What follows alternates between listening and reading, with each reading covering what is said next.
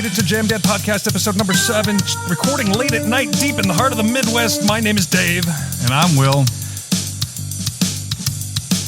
We're a man down, man down, man down, man down. Hit me. Should we talk about the elephant not in the room? What's his problem? What is he up to tonight? I don't know. He said he had some sniffles. He had some what? Sniffles. Sniffles? Yeah, he woke up with a cold. Oh. Yesterday. And he didn't bother to tell us about it. Okay. Until today. Well, it feels empty in here. I'm not hearing like ska riffs being played over the top of us. Yeah, so that's something. I was gonna say it's kind of like it was nice having a third person because somebody could kind of play while the other two were talking a little bit in the background. Now that he's not here, it's kind of like I can't. Now we can focus. hear ourselves think. Yeah, for I a change. I have to focus on talking almost the whole time now. It's kind of nice having the third leg, if you will. Yeah, yeah. He will be missed. Yeah, maybe. But Just kidding, Eric. We love you. yeah. So, what are we at? We're at episode number 7. Which is good. That is good. And we've been very humming consistent. along. Yeah. Any news on the email or the Twitter page, or do we have any followers or anything yet? Or listeners? I haven't looked at Red Circle. I look at Red Circle probably every other day just to kind of see. I think our last podcast, 9 people, I think, today. I think on the first couple, they're getting up 10 plus. The first one, there's like 17 or 18. Yeah. They've just had more time Yeah. to be out there. People stumbling across nothing. Yeah. Is there a way to turn down those headphones? Because I can hear myself through them. They're way over there. This is something our producer would have taken care of. Give me 1 second. Oh, good. Say something All right. fun. I'm responsible now for carrying the rest of this. What had happened this week? I went to go shop for cars at my father-in-law's place out in Fort. He's a car salesman. And we're looking at lame stuff, like, responsible family stuff. It's probably going to be a Ford Escape or something, or the Escape. And it's fine, just kind of soul deadening. And but out of curiosity, he had an Acura Integra, a 25, Nice. sitting out on the Oh, out on the 25. lot. And so, I'm kind of glazing over. I'm bored. So I look at my father-in-law and say, "Hey, can we get the keys to that thing and just take it out?" And he goes, yeah, sure. So he throws me the keys, and it's a 6-speed. It's really cool. Yeah. And we went bombing around in it, around town. And so that was fun. That was a fun afternoon. Yeah, I used to work at Acura Integra and off of Brookfield there. Oh, yeah. Or Yeah. Acura, not Acura Integra. I drove Out a on lot Blue Mountain or something, right? Yeah. Yeah. I drove a lot of cars, a lot of Acuras. We worked over. I basically washed cars or help detail them sometimes, not very often. Yeah. I would actually be the person that would look over the vehicles, make sure they weren't dented when they came off the truck new, go put gas in them if they were low, take off all the plastics. It was, you felt kind of responsible for that job, but you still got paid nothing. Yeah, right. It seems like that would be tedious. Yeah, You get to know where, like, every piece that has plastic on it that you need. Yeah, and the truck drivers, they put big smear or slobs of grease on spots where they might have dent or nicked it. Oh, yeah. Yeah, so they try hiding it. So you have to kind of clean up spots like that to check them. And Wouldn't that draw attention to it? some Like of you've them, got an otherwise like pearl white finish on your car or something, and then Yeah. there's a grease stain on it. And obviously the car haulers, they have, they're hydraulically, to lift up the backs of them and stuff to haul on the second layer. Yeah. And those would theoretically drip grease every now and then. Sometimes cars just had little spots on them, but Yeah. they would hide like dents or scrapes or something they did loading it. Right. Do they carry insurance? They must. Yeah, they do. Okay. And then it's like, you have to report it or tell your manager that, hey, this is messed up, and then they have to fill out something. We still unloaded the cars, Yeah. but got to drive some NSXs around, which is kind of fun. Oh, wow. Yeah. Yeah. They came like What year would that have been? Because they don't make an NSX anymore, do they? they brought them back. Oh, okay. They stopped making them for a while. It was customer cars. Okay. I think we got a new one in when I was there. It's, and then somebody higher up checks in the brand new one. But we would clean customer cars. So Yeah. we drive them through the lot. You never got to take them out on the highway or Yeah, anything. right. Every now and then we'd pick up cars from like when those cars got dented or scratched or whatever, we'd take them to like a collision place. And if they had sometimes they'd have 5-6 cars, and we'd all like drive there in like a minivan or something like that, all get dropped off, and then do like $120 on the freeway back to the dealership, and like new cars with no plates on them. Way to be conspicuous. Yeah, it was that was kind of fun. Yeah, I used to drive down there at night, after the places had closed, and like drive through the Acura lot and drive through the Audi lot and just, dream as a child. Yeah, I mean, I like Audis. Acuras are basically fancy Hondas. Oh, yeah. Same engines in them. But part of the reason I love them, because, I loved my Honda. Yeah. Well, it was reliable and fun. We would take cars to get gas, as I said, and every now and then we got some cool, like the RLs. The RLs were cool. Yeah. Yeah. They were like a little 4-door tank. Mm-hmm. Like you couldn't we would try getting them to go sideways because they had so much control in them built in that it was just impossible. Yeah. I remember getting one to like slide like 6 inches or something. It felt like a lot in the car, but I'm sure it was absolutely nothing. And right. I'm like, I got it to move a little bit. And it was like winter time out, like banging it around a corner. Yeah, those cars were great. The audio systems in them were fantastic. They had like they had like Atmos surround sound in them. Mm-hmm. Mm-hmm. Very cool. I liked them a lot. I'd buy one. Yeah. The Integras are cool.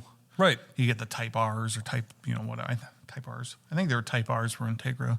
Yeah, right. I think. Type S, I think, was a Honda thing. This was it's kind of the flagship showpiece that they have on the lot. Nobody really looks at it. It was $50,000. Well, For the Integra? Yeah. Oh, yeah. wow. That was like a $20,000 car back. Oh, yeah. 25 years ago. Everything's so inflated, it's ridiculous. But you can't get a beater car. Maybe you can. Not from a dealer, though. I mean, you can't touch something for under 10. Yeah. Well, we just dropped Mel's car off today at Ford, at Griffin. And, in Waukesha? Or, yeah. Yeah. Yeah, and it was basically like, it needs a lot of work. Some of it can kind of be piecemealed in, I mean, it needs brakes, it needs tires, it needs shocks and struts. I think we talked about this last week. Yeah. And, and then something's wrong with the transmission or the driveline itself. And I'm hoping and praying that it's like the torque converter's going bad, because I heard it's a common problem. It seems like that's what it's doing. It's not throwing a code, which most transmission issues do throw codes nowadays. Yeah. They used to not, but yeah. So I'm hoping that it is that, because that's like the cheapest route to go if it's something transmission related. If it is a transmission and I have to buy a replacement transmission, it's not worth it. Right. Yeah. So, we'll be figuring that out when the time comes. If it's a paperweight, I don't have absolutely no clue what we're going to do, because we can't afford a car payment right now. So, Yeah, right. I mean, who can? God, I don't want one. No. I haven't had one since probably 2018. Yeah. And it's been great. Yeah, I have one on my truck, and I bought it when I lived in Waukesha. I think I mentioned this last week too. And it's just like, I had more money back then. It wasn't that big of a deal. Now that we moved, it's like, well, now we need another car. You moved, now you have a kid. Now you're, whole different lifestyle. But we'll figure it out. Yeah. Not a big deal. We have drinks. What's the drink of the week? The spooky drink. So I mentioned last week to our chat that we should do something with rum. I don't normally drink rum all that often, so I thought it would be fun to do, since we've drinking a lot of vodka and bourbon drinks.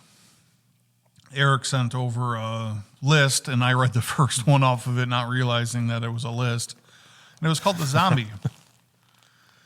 Which I feel like I've heard of before. Yeah. Oh. It's been around, I think. I've never had one, but Yeah, there's a lot of ingredients in it, though. I should have looked down the list a little further, but I had most of them, which was a kind of an odd thing. oh. So what kind of rum is in here? I see 2 bottles. One is a spiced rum and one is a There's like a 3 white bottles over there, actually. Oh. There's Bacardi Select. There's Bacardi Superior. Actually, the Bacardi Select is what I think... It called for Bacardi Black, but I think Bacardi Select is either a better version of Black or it's just an older bottle that was Select and now it's called Black.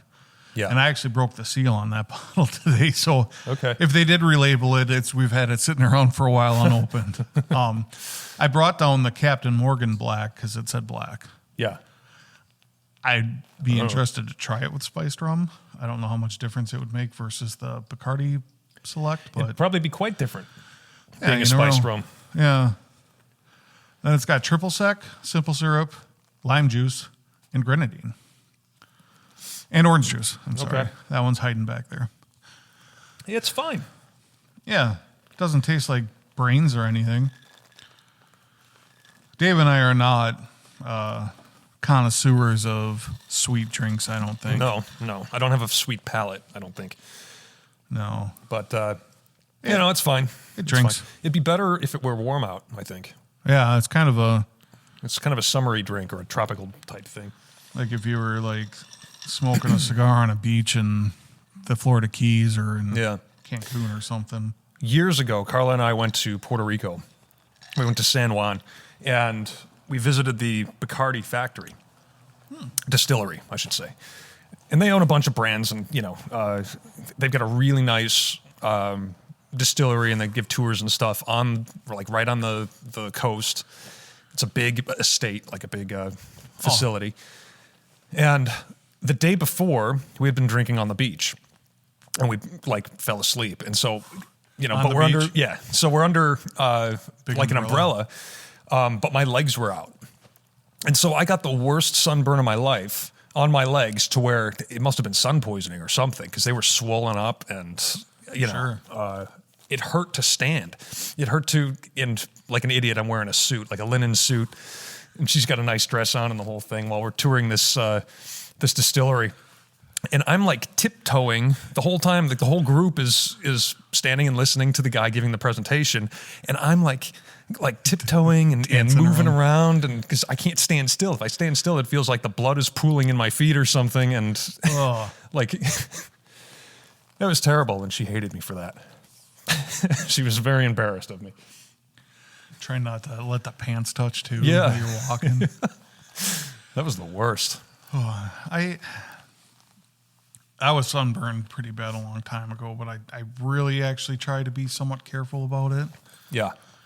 My wife got like this big blister when we were in Cozumel, and it left like a horrible scar. Hopefully it doesn't turn into like melanoma. Yeah, melanoma. A buddy of mine's buddy. I'm not really too close with him, but he was a Marine out in California. Is that Camp Pen? Okay, like San Diego? Is that where they have their base? Yeah, I can't remember. Is it Pendleton? I don't think Pendleton's out on the West Coast. I don't remember what base it was. It's a more popular one, though. A lot of people go to the one in California, and he fell asleep on the beach too. Yeah. And he got sunburnt really bad. I think he ended up getting skin cancer from that time. Oh, man. Like, he couldn't move. It burnt him so bad. That freaks you out. You hear of, Carla always gets, she always tells a story about, because she's a nurse in day surgery, and so people come by for their procedures. And she talks about this roofer that comes in, and he doesn't have insurance or anything, so he's paying out of pocket. But he's got melanoma and, no nose. You can't afford a prosthetic nose, so he just walks around with no nose. Like the ghoul from, shoot, that's a new show out right now. Newer. It's based off the video game. Why can't I think of the name of that? Because I can't think of anything. Yeah, they had a first season. Now they're coming out with the second one. Oh, wait. He's I a know ghoul what you're in talking it. Yeah, about. Yeah. It's Is that it's Goggins like guy? a yes, him. Yeah. Yeah. Not Billy Goggins. Billy Goggins? He's Billy in his name is Walter Goggins. Walter Goggins. Yeah. Who's everywhere now. Yeah. Since like White Lotus, he's been. He's been great since the beginning. Was he on The Shield initially? Like years and years ago? I don't watch TV shows all that much, but he's been in a lot of movies. He's always like the bad guy in movies. Yeah. And, He's always kind of sleazy and. Yeah. Yeah. And yeah, he's in that. And he's missing the nose, which kind of reminded me of it. Yeah. So that's gross. Boy, it'd be great if we could remember these things. Yeah, I know. Remember names of things. This is all off the top of our head, though. We had no idea what we were going to talk about. It's kind of been the case every time we come in. We also have cigars. Ooh, We do yes, have these little topics that we try to touch on. And so we both, without consulting ahead of time, got the same brand. We both have Rocky Patel's. And here's a tip. I have a pretty good humidor that I go to. Aman's in McGuanago. And, they take care of their inventory. Everything's well, humidified. But my cigar tonight came in a tube, a little tube, and it's got a cedar lining. Always, here's your hot tip of the day, always open up the tube and take a look at the cigar, make sure there's no mold. Yeah, I've had that. I've had that happen to me a couple of times, and it's just very gross and disappointing. So even if there's a speck on there, I mean, these are spores. Not as if it's the healthiest thing in the world to begin with, but, you don't need that on top of it. They're hand rolled in the hottest area of the world, Yeah. or one of the hottest areas of the world by some guy getting paid probably nothing. Oh, yeah. Who knows what he's doing to these? But what is mine even? It's the vintage 1990. Yeah. So I'm sure that's just a name. I'm sure it's not a 35-year-old cigar, but Well, it was if he $13. aged well. But it's tasty so far. Yeah, and I ended up buying the Disciple, and it is a San Andreas Mexican wrapper with a Nicaraguan filler. It's pretty good so far. Okay. There's potential for, I think I said a couple episodes ago, I had some Mexican cigars that were terrible. But there is potential for Mexican cigars, I think. Oh, yeah. They have their, I obviously didn't get the, the premium ingredients or anything like that, but. Yeah, I'm sure we could do a little dive into it, and have a couple of, we could do kind of like area things. Do a trip around the world in cigars. Yeah, well, it's kind of hard because it's, most cigars are made with this filler, and then they're wrapped with this, and they're all, I don't know how they have to be importing and exporting tobacco. Sure. To make all this stuff. It's pretty complicated. It's all Honduran and Nicaraguan and and then you have Connecticut wrapped, or Habano. I bought a sampler pack of those nubs because I like that one that I got the other week. Oh yeah. And I've gone through a couple of them. I saved the Connecticut one for last, but they were all pretty good. I'd probably buy them again. They were good burn too for the size of them. Yeah. They're like almost an hour and a half or something like that. Yeah. It's pretty good. That's what I thought because they're huge. Yeah. Ring gauge wise. Yeah. Yeah. So they were pretty good, and they were the sampler packs were like, I think it was like $30 for 5 cigars or something like that, which is a pretty good deal because I think buying them alone they're like $10 a piece. So did you find did you notice a difference in flavor profile as you burned through it? Does it kind of get to the point? You know what I mean? Like as you get halfway through shorter? a normal cigar, it starts to sweeten up and it tastes better. Yeah.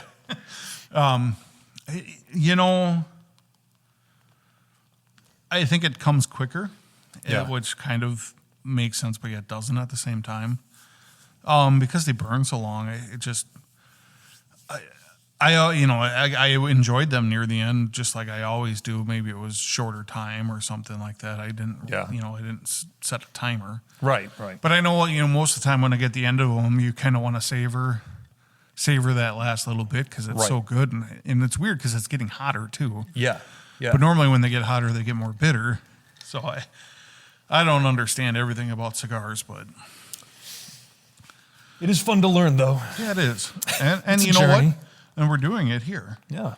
We may not be the most aficionatic, that's probably not a word, person in the world on cigars, but we are here to learn. And we are expanding. Yeah. So yeah, I try not to have the same thing every week. I don't think I've had a duplicate cigar on the show. I've had a few Fuentes, but they've all been different.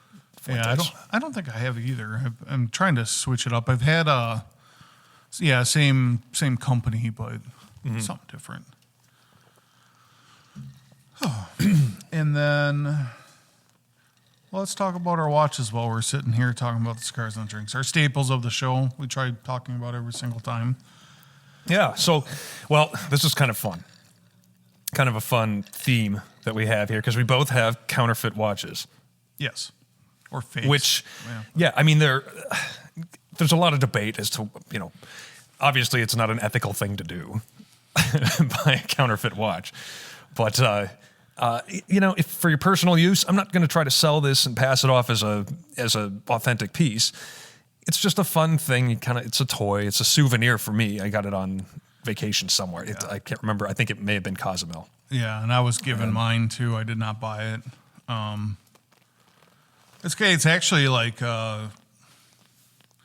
so mine is like a Planet Ocean Omega, but it is obviously a knockoff. Do you know who actually made it or what's in it? I don't, and I don't know what movement's in it either. I need to do a little bit of research because if something were to happen to it, I would have no clue where to get parts. Yeah. But if something happens to it, I mean, what do you have in it? It's I got nothing in it. Yeah, there you go. So it does have, it's pretty nice. This is a pretty nice knockoff watch. It's got a exhibition case back. It says it has Omega movement in it with the rotor, but it's not. It's definitely, it looks nothing like the Omega movement that's in these watches.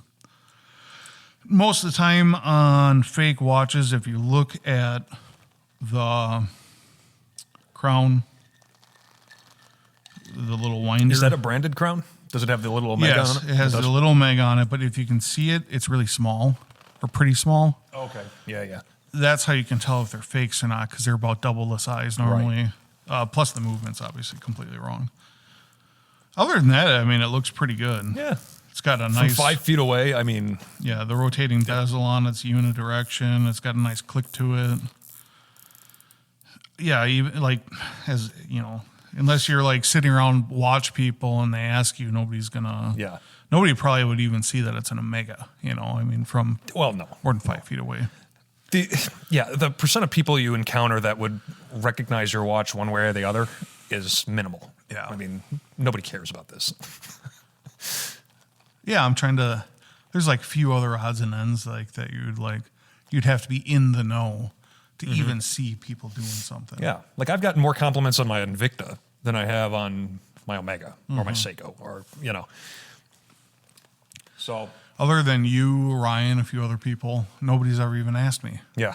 On anything I've ever worn ever. I would probably say one of my favorite watches Ryan gave me, and it's from the movie The Equalizer with Denzel Washington. Oh yeah, it's blacked out. Sunto Core. It's just a cool watch. I don't even know what that is. Yeah, it's a digital watch. It's like it's got a barometer, altimeter, temp gauge. I think temp. And so this is like if you're an operator. It's like an operator watch. Yeah. It's shown in the movie. The thing literally, it goes through batteries like water. Like it's not like at least like the Pro Trucks have a similar components to it, if you will, or complications, if you want to call it, for a digital watch. But those are solar. So I've never changed the battery in my Pro Track, my original Pro Track. Yeah. I gave it to my father for him to just have something to wear when he goes camping or whatever. Yeah. I know like Ryan has Santo Core as well, and his is, we talking about Ryan again? Yeah, right. His is dead in his watch box, because it's just like you never see sunlight. And, yeah. Well, it doesn't, it just the battery dies on him all the time. Mine's dead. Yeah. So it is what it is. Anyways. So I've got a real piece of crap. It's it's a Rolex Submariner, green Hulk. bezel. Yeah, the Hulk. So the green bezel, green dial. It's got the date, the Cyclops, and the coveted quartz movement. That's currently dead. It's not running. I'm too embarrassed to bring it in to change the battery, and I don't have the tool to do it, to take the case back off. I could probably get it off. Yeah. We'll get that fixed. I don't even wear it out. No. This may be one of the first times I brought it out of the house because it's like I feel a little scummy. Yeah. Wearing it. I've got it on a Shark. The original bracelet was just untenable. It was, I couldn't deal with it. So it's just too cheap. So I've got it on a little shark mesh bracelet that I had kind of laying around. Yeah. That's all right. So there's that. It was, what, $30 on the beach. And one of the things where, the guy wants $120 for it, and you just keep walking down the street, and he chases you down, and every time he says something, the price gets lower. Yeah. So I thought, all right, I'll get a little souvenir, my genuine fake. Yeah, Submariner. whatever. It's a watch. It looks okay. Yeah, Not that I want to rip on your watch, Dave, but it's a piece of crap. yeah, I know it does not have a lock and crown. No. The unidirectional thing. Oh my god. There's so much play in the bezel. Yeah, It is it's a unidirectional. costume piece. But it is. Whatever. It's got the Mercedes hands. It looks nice. And it's green. My favorite color is green. There you go. I don't know. It came with the box, too. It came with the Rolex branded box. Yeah, you get the fake warranty. And Yeah. Yeah, the guy that I got mine from had the Hulk watch too, but it was mechanical. And we compared it with that one. Remember that? And it was a little bit bigger, and it still was some also weight to it. also a fake, but it was just like a different fake. Yeah, well, there's levels of fakes. I mean, you can get quality, You can get real high quality fake watches. You can probably It's a whole industry for funding drug cartels and they human literally trafficking. They'll copy them piece from piece, and the only way you can tell is if you get out like an eyeglass and look at the machining on the parts and seeing if it's clean or not. Right. It's crazy. I watched videos on it. If you zoom in on this area here, you can see that this isn't machined as well. Yeah. Or the loom that they put on the indices isn't perfect. Right. Down to the font on the the line above the 6 o'clock or something. Yeah, like on a lot of Speedmasters, they changed the script a little bit, and some of them have the old script, some of them have the new script. So it's if it doesn't match the date of what the script is, then it's obviously a fake. Right. I haven't seen too many Speedmaster fakes. I've seen obviously homages. Yes. Are they not desirable enough? I don't know why, especially since the movement is like an ETA movement or something like that. It'd probably be half easy to get. Yeah. They still are. It might be half proprietary to. There are 861 movements on the older ones. Okay. I think you can just buy them, and then there's little changes that Omega does to them. But yeah, I don't know. Yeah. I guess I don't go out of my way looking for Speedmaster fakes. I'm sure they exist. Obviously, this is a fake. Yeah. I mean, they fake APs. They fake everything now. Right. No, I'd much rather. There are watches I will never afford. Yeah, like an AP. But say a Submariner, for example. I'm probably not going to buy one of those. If I had Rolex money, I'm probably not going to get a Rolex. Yeah. But you still kind of want something like that in your stable, because it's such an iconic piece. Not to say I went out of my way looking for a counterfeit one. Sure. But just about every watch brand has some take on a Submariner, right? So I'd rather, if I'm really in that mood, I'd rather have some company's version of that than a direct ripoff that's branded Rolex. And and I say that I've got one here and it was $30, so big deal. It's a toy, but something I would actually wear out. Yeah, I don't know. What would you get? Like a Steinhardt? Or Steinhardt makes beautiful watches. I've looked at quite a few of them. Yeah. I mean, you have the name Hamilton. Mm-hmm. They have a dive watch. Sin, which makes beautiful watches. German company. Right? Yeah. Yeah. We haven't talked too much about there's micro brands and then there's medium brands. Like Sin is a medium brand, kind of probably more like Hamilton. Yeah. Steinhardt. There's a few of them out there. Spinnaker's getting kind of out there a little bit. Right. I sent you they have the 50 Phantoms watch, and I like the original release of it, and I wanted to find one. Well, everybody's pulling scalper prices on them. They're double what they were new. Yeah. And I think that would be another watch, like a Mont Blanc. Yeah. Oh yeah. Those are beautiful. Well, Steinhardt makes a 50 Fathoms. Okay. Blanc Pain. Blanc Pain. Yeah. Blanc Pain. Mont Blanc. What am I talking about? Pens. Fountain pens. That's right. Which, hey, we have not dabbled in $1,000 fountain pens yet, thankfully. I don't need that. Yeah. I mean, there's a lot of companies out there that are in that mid-tier brand that are high quality. Yeah. I wouldn't even call them mid-tier. I would just call them a tier. Yeah. Whatever. Just the other day, I got a wild hair. It'd be kind of fun to have something kind of loud and flashy. And I was looking at Doxa. Yeah, Doxa. Yeah. And it's they make right in that diver pocket, too. Yeah. Yeah, well, they're famous for their divers, and they've got the orange dial. Yeah. They got yellow really dials, too. Yeah. The orange and the yellow. The black. Yeah, those are cool. nice looking. And I think there was an SKX that had an orange dial on it, too, which would be my speed also. They do. They don't make it anymore, though. Right. Yeah. It's kind of hard looking at Seikos. I'd probably get a turtle. I love my turtle. Yeah. Or there's another more kind of famous one. There's obviously the one that Arnold wore in The Predator, Ryan. The Arnie. Yeah, the Arnie. I don't remember the exact name of it. That's a digital watch, but it's still cool. Well, digital, right? So it's got the. I don't know if it's automatic, but it's no. It's got hands on it, so it's analog in that sense, but it's got a digital. I think the timer on it's digital. Those are enormous too, aren't they? They're kind of built on the tuna can case. Yeah, the tuna can case. Anything in that is kind of cool with the shock mount. Yeah. It's kind of like now I've kind of got what I want until I get to the next stage. I'm kind of just holding off. Right. Yeah. I might even get rid of one or two to make the next stage happen. Yeah.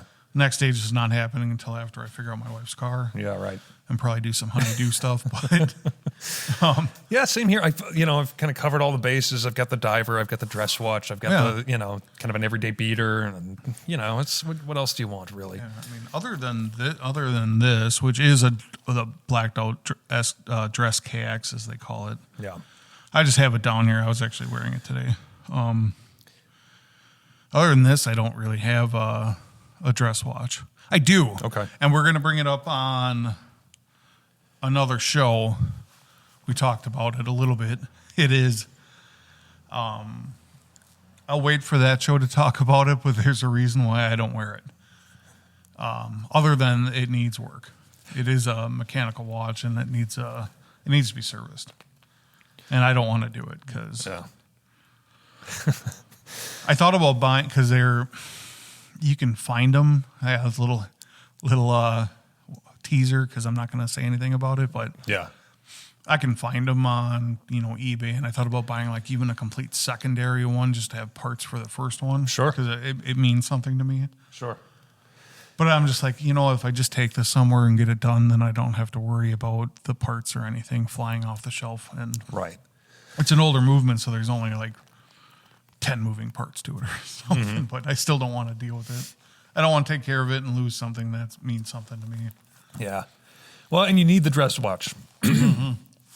And I've come around on this. I'm a big Bond fan and everything. And looking back at it, Submariners are not dress watches. correct. Yeah, you cannot wear a dinnerware and a sports watch. Yeah, well, And I do this. I know it's it's part of the character, and it's it is, and going to the higher end places around here, if you're wearing a Rolex or a Omega or even Tudor, you're probably wearing the best dress or best watch in the building. Of course, yeah. But But at the time in the 60s, that was a tool watch. it was a Right? tool watch, and they were And cheaper. so think about Goldfinger. He comes up to the place, and he's got his bomb on the timer or whatever, and he's like checking his watch with the lighter because he lights his cigarette and holds his lighter to his watch, and he's got this thing on a NATO. Yeah. This is not good. So it's cool at the time, and it's become cool, I think. But your dress watch, I wore my Omega. Okay. I went to a daddy-daughter dance on Saturday. I took my kid. And it was at a high school, and, but you make an effort. It's your kid. She got all dressed up. She got her hair done. She did her nails and the whole thing. And so I put on my suit. I put on a pink tie that kind of coordinated with her dress. I happen to have one with a pink pocket square. Looked nice. I wore the Omega. So the Omega it's the Seamaster 120. So it's smaller. I want to say 30. What would you say that thing is? 36? Yeah, probably. It's nice and thin. Fits under the cuff of your sleeve.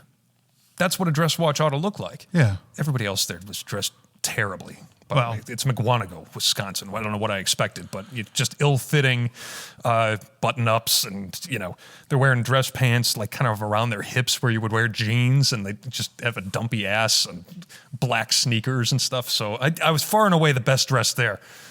But get yourself a dress watch. My internet down here is slow today for some reason. I do not know why. We talked about it before. I think one of our first episodes or two. There's a diving movie, and I don't remember what it's called. I was going to look it up. Oh, Last Breath. There it is. A diving movie. Yeah, and they all every single one of them, has their, Rolex Submariners. Oh, yeah. Because that's that's a thing they do, and they're probably not even diving with them anymore at that point in time because Nobody really does. It's a recent movie? Yes, it is, and it's got Woody Harrelson in it. Okay. It's really good. It's actually a true story, too. I'm sure it's embellished a little bit because that's what everything does. Yeah. But it's basically about the deep sea, the compression divers. They go down in their little steel tanks and they, and they, depressurize them or pressurize them. They all got their Rolexes on in that movie, and it's kind of cool to see. But I mean, that's what those guys do, and that's what those watches are actually for. Yeah. And they're like the function of your bezel is to time your air supply. Exactly. And they have, they're connected to airlines down there. They don't technically need a timer on their wrist, but that's like their profession. Yeah. And they are wearing Rolexes. And it's tradition at this point. At that point. Yeah. Like a lot of military personnel get specific watches for, they'll get gifted Rolexes or something like that for missions or retiring or something. Yeah. Watches are kind of a staple in the military. Obviously, G-Shock has heritage with the Mudmen, whatever, and basically every other probably tactical unit in the world wears G-Shocks. Right. Do not wear a Sunto Core because the battery will die on you mid-operation. I just heard a story this morning. There was a podcast I was listening to. It's all about survival stories and stuff like that. There was a couple, boyfriend and girlfriend, and they were avid divers. This is off the coast of England somewhere. But they went they went on a dive, and they were going to explore this sunken ship. I guess this ship had been sunk to kind of obstruct U-boats in World War II So they just Yes. blew up a ship and just sunk it. And, that kind of acted as a barrier from them to the marina or something. So the ship had landed upside down on the seabed. And so these divers were going to go, this couple, they were going to go explore the ship. It's kind of a fun thing. They had done it like a dozen times before. Sure. And so they get down there. They plan on diving for like a half hour or something. They've got a half hour worth of air. And so they go in and they're exploring and they find a hatch. Like the floor of the boat, or of the ship rather, would have been like their ceiling because it's upside down. And so they find this hatch. It's like a ceiling. Yeah. They find this hatch inside the boat, and the one guy goes, like, I'm going to, kind of see what's up here. Like, we're exploring. And so he opens the hatch and goes straight in, and then she follows him.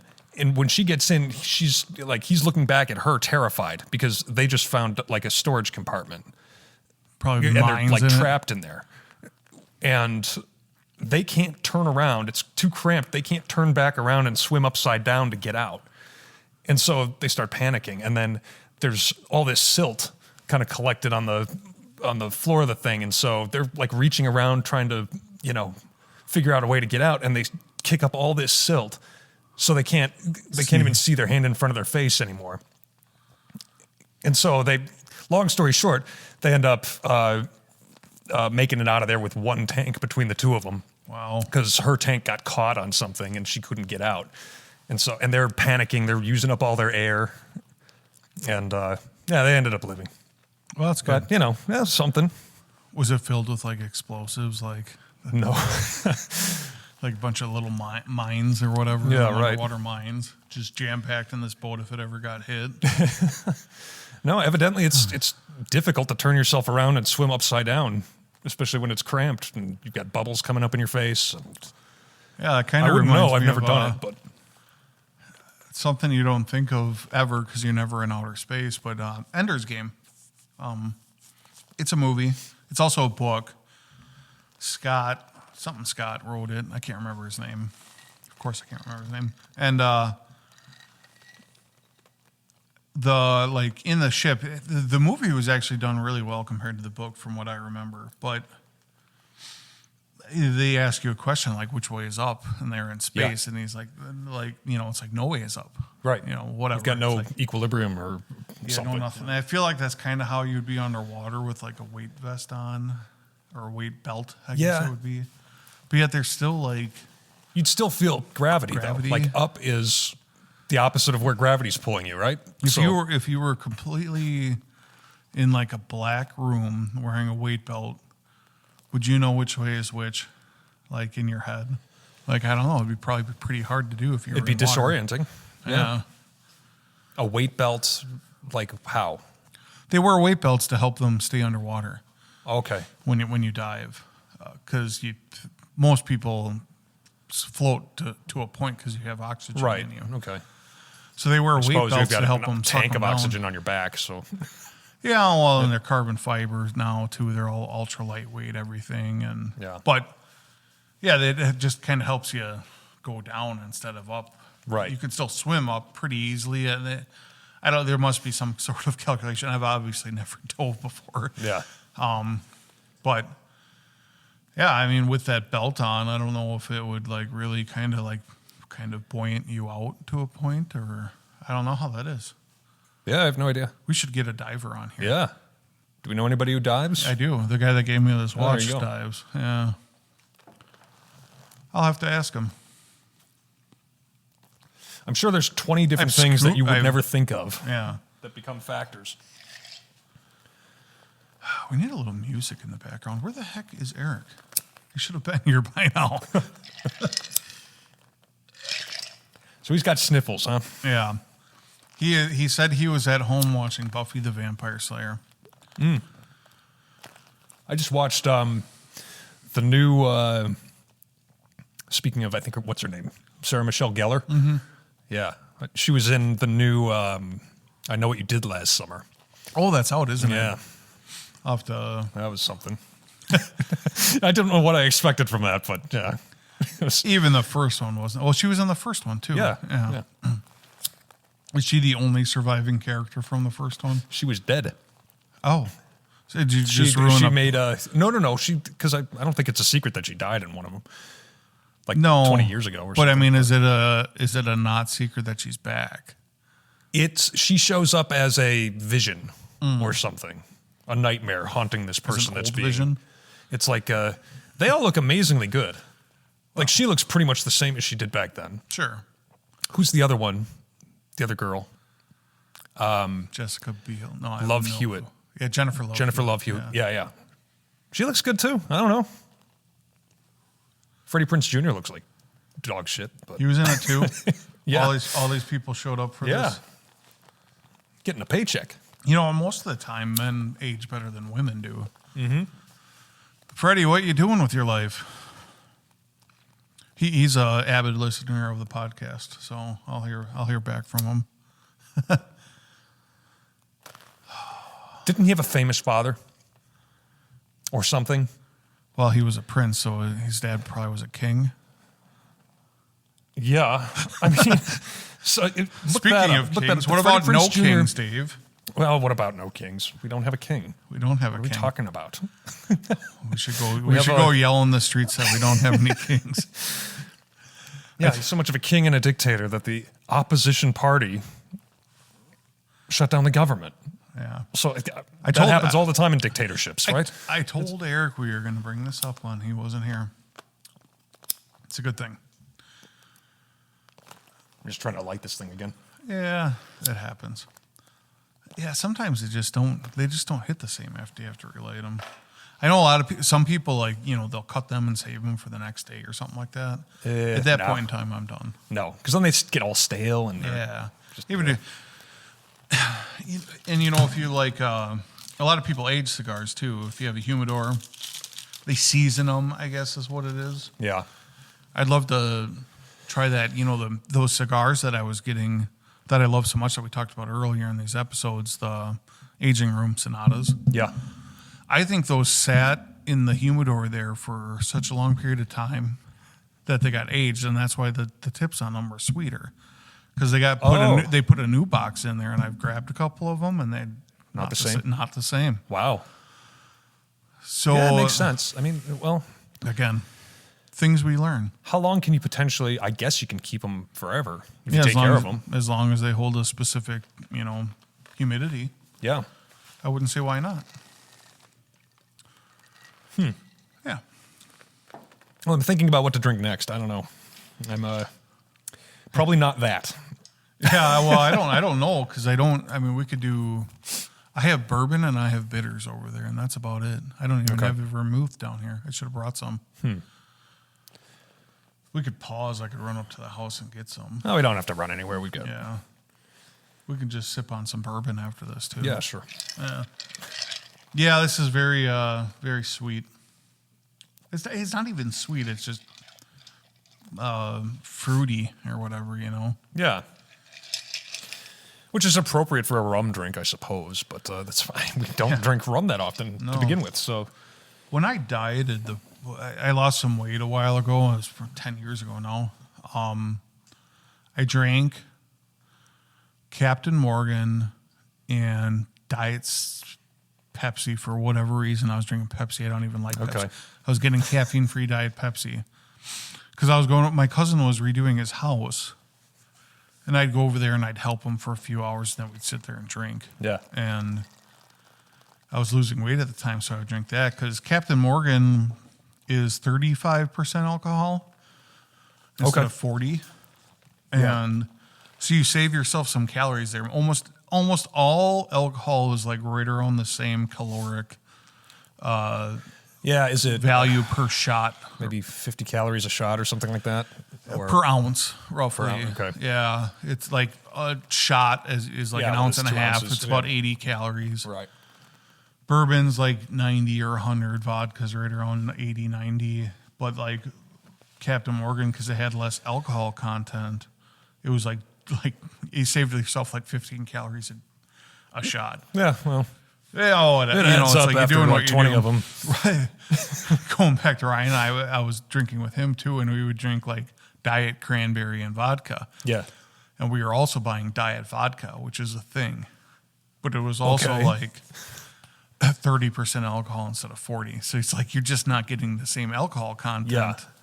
But hey, theoretically, if you're mixing drinks, unless you make them stronger. Yeah, I mean, Tastes like all rubbing that can alcohol. work. I mean, if your baseline is, like a regular Coke and rum, Yeah. like if that's what you've got on hand all the time, then yeah, I mean, cutting that back is going to make a difference. I would drink beer. Okay. Maybe back, I can't remember. I probably switched to Miller Lite by then, but I was like, when I was in college, I drank a lot of High Life. Right. Life. All I did was drink High Life for years. Right. Some point in time, I think I switched to Miller Lite when I would go out. I don't remember if it was probably around then. I don't know. It's all a blur to me. Yeah.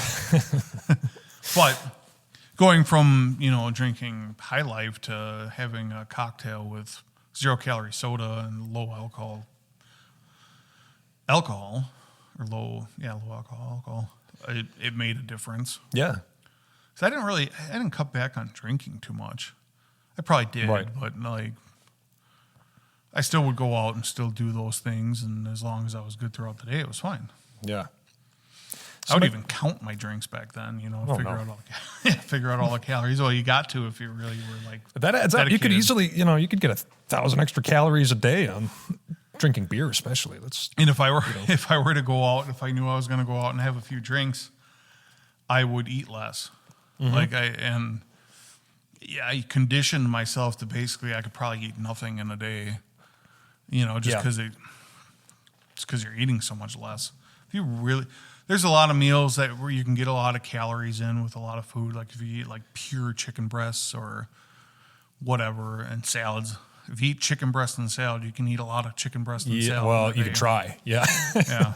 It doesn't go very far. That's all protein and fiber. Well, but that keeps you fuller longer. Yeah. It's hard to eat. I mean, that versus like a big thing of pasta or something, like a big pasta dish. That's 1,200 calories. You just can't get that in chicken breast. No, you can't. But that's the whole point behind doing that is. Yeah. My go-to is always, like, I don't drink a calorie pretty much all day long. Like I'm drinking green tea, water, and coffee basically all day. Yep. Then the drinks I do have typically are like vodka soda, just club soda, vodka, ice, lemon. I even took the club soda up to the house. Yeah. So I'm not even getting, I'm getting the calories from the alcohol in there, but, it's not a zombie. It's definitely not. This is a high calorie drink. No, there's nothing. Like cut out all the sugar. There's lime juice in it and orange juice.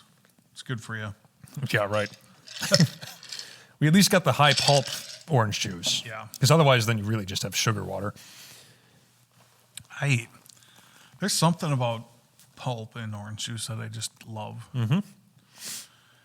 It could be like chewy and I'd be fine with it. Yeah. I made some fresh squeezed orange juice this morning. Nice. I just said I didn't drink any calories. Well, I had a little bit. And you know how, juice of 2 oranges or something, it's like 5 ounces or not even that. Did you make anything fun this week for food?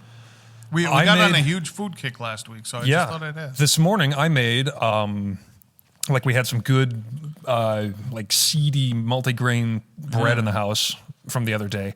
And so I put some aged cheddar on that and buttered it up and put that under the broiler. And then I made Gordon Ramsay eggs. Nice. With Greek yogurt and had that. It was great. Simple. Couple of, 2 minutes in the broiler and it came out all melty and yeah. Yeah, I've made similar. We kind of talked about it on the podcast and off the podcast a little bit. I made some avocado toast for myself with some scrambled eggs on top. I did not make those Gordon Ramsay eggs. I just made them quickly in the morning. Yeah. I did make French omelet this week. And That's right. That looked really good. Yeah. The seam was sticking out a little to the side, but that's just kind of how I rolled it onto the plate. Yeah. I could have tucked it underneath for more presentation, but Right. I made Mel Ramsay eggs that night, and they were probably some of the best ones I ever made. What'd you do differently? I really cooked them slow. Mm-hmm. Like, it probably took me 10 minutes to make them. It took me a long time. Yeah. Normally, I'm at like 5 to 7 with them. I just like real slow, just kept stirring them, just left them like, it's like if you make like carbonara. Is it carbonara? Where you add the eggs into it and it makes the sauce. Yeah. It's just like that slow, like it just. Yeah. They look fantastic. It's a process, and you can't take your eye off them for a minute. No, you can't. If you do, what I would recommend is pulling them from the heat, stirring them for about 30 seconds longer. If you have to do anything, set them down off the heat. If you got to drop your toast, got to butter your toast, or whatever you need to do, come back to them, stir them as you put them back on the heat. Yeah. So, but I wouldn't walk away from them longer than 30 seconds. Right. Right. But that's what I was doing anyway. I was, on and off the heat. So, if I had to go check something, I'd bring the saucer with me, or the saucepan. Yeah, bring the saucepan, walk around with it. I do that too when I'm making them. I made a lasagna soup this week, which is... Oh, you talked about that. I did, yeah. Everything we talked about we're making, I'm actually going to make some... I'm going to make some schnitzel tomorrow night for dinner. We got... all right, so I threw this idea out there. We should do a Jam Dad cookbook, compile all these things, all the drinks, and all the recipes we talk about. Just put it all in a book and then sell the book at the end of the year. That would be fun. We'll have to set aside a day and cook them up and take some. There's a show, I think it's called Sorted Food on YouTube. They're British. Okay. So they don't know what they're doing at all. No, just kidding. It's kind of fun. There's a couple chefs on the show. There's a couple normal people. They call them normies, but by now, I mean, they've been doing it for years. They're dang near trained now to cook good food. Yeah. Can't quite sell that novice angle to it. Yeah, and I mean, so they're making some fun stuff. And I forget where. Oh, they call them sexies when they take the pictures of the food after they cook them. They call them sexies. Yeah. I thought that was kind of funny. We get some nice pictures if we do that, especially with the drinks. Does anybody have a camera? Eric's wife does. Oh, yeah, that's right. Yeah. So she could probably take some good pictures. I know that even iPhones, like... Yeah, that's probably good enough, but... Yeah. I would say that's the one thing that iPhones have that... Well, they just look good. Every time my sister takes pictures, she knows the little tips and tricks to make them look nice and all that kind of stuff, but... Yeah. iPhones it looks better. Pictures. Yeah, once in a while when I've got to do... I'll swap out my webcam for my iPhone, and it looks so much better. Yeah. Because my webcam's it's a 1080p Logitech thing. Yeah. The one everybody has. Yeah. But you can set it up to where you can wirelessly, I forget who I have, like Elgato or something like that. It's an app you put on your phone and then, again, on your computer, and it syncs up. And so you just have this... You have this... Can you zoom in from your computer of your phone? Probably. In a way, like a digital zoom. I mean, there's no lens on the thing, but you can get lenses for them, I think. I was out to eat with my mother tonight. I took my mom and dad out because they've been... my mom and dad, they watch my child one day a week, and, they help us out here and there every now and then when we need something. So I took them out for dinner tonight, and my mom was asking me, her church service wants to broadcast live. Sure. And she's like, oh, that's a whole industry. Like, if you can consult for that, that's... Well, the church has, like, absolutely no money. Oh, well, screw them. Yeah. Nuts to that. Well, and she was just asking me a couple questions. I don't think I have to be the forefront of it all. But she was like, oh, can we just set up a phone and then can somebody on a tablet, like, zoom in? I'm like, well, there's definitely a way. But, like, they don't even know how to, like, live stream.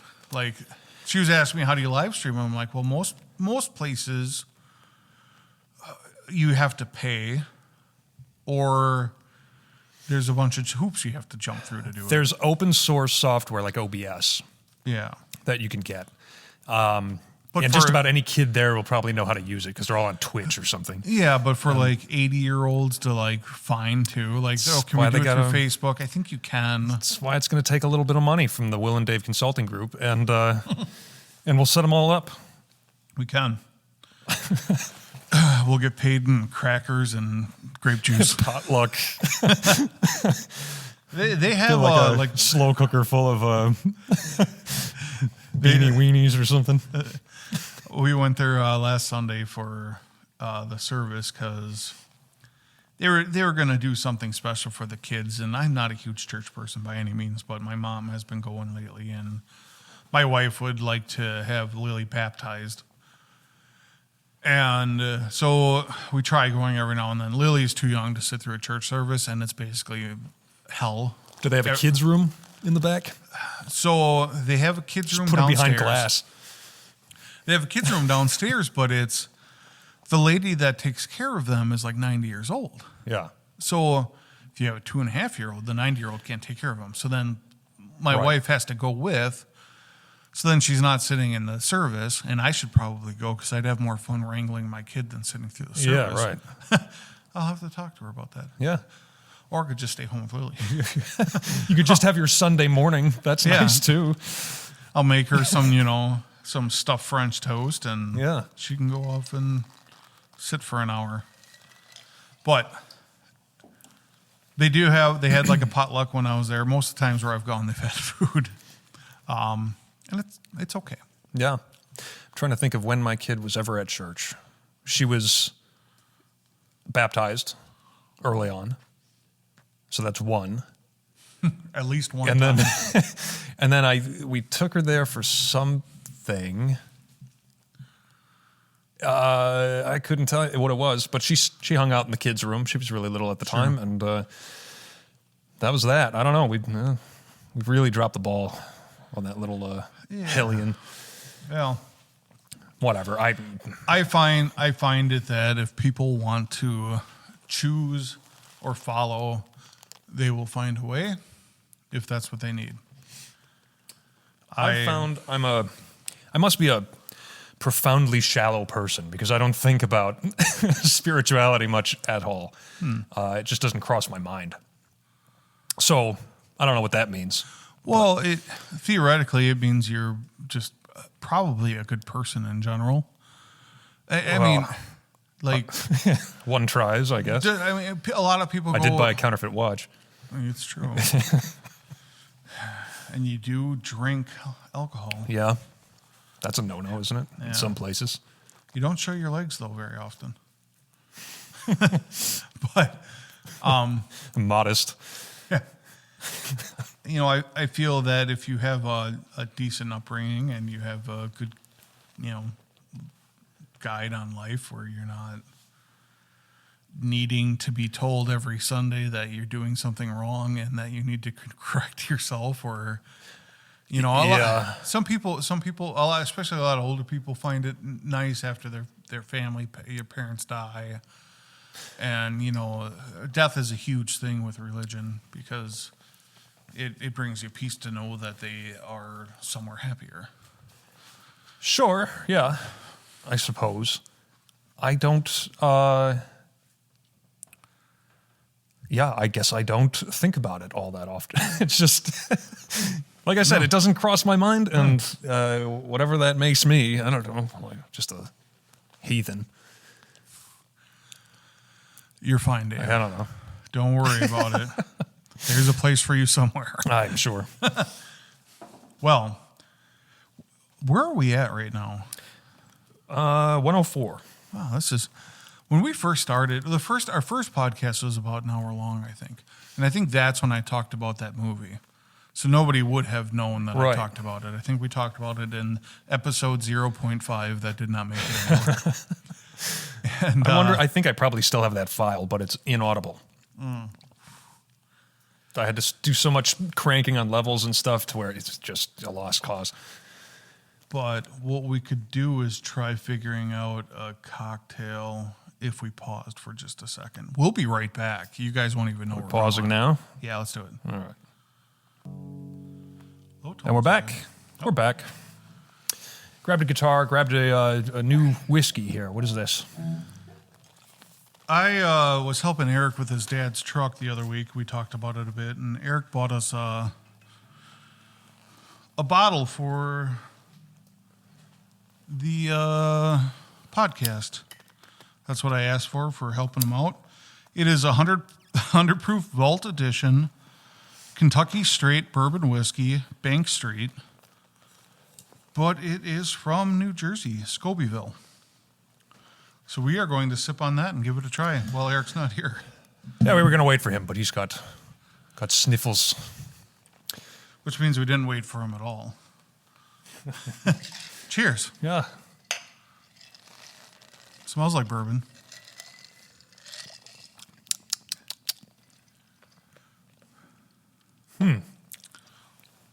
I feel like mine is tainted a little bit. I had some residue from the zombie at the bottom of my glass yet, but it's good. What do you think? It's sippable. It doesn't taste like straight rubbing alcohol, so Right. Does have a little alcohol bite to it, though. yeah. And you said it was 100 proof? Or more? Yeah, it's 100 proof. Okay.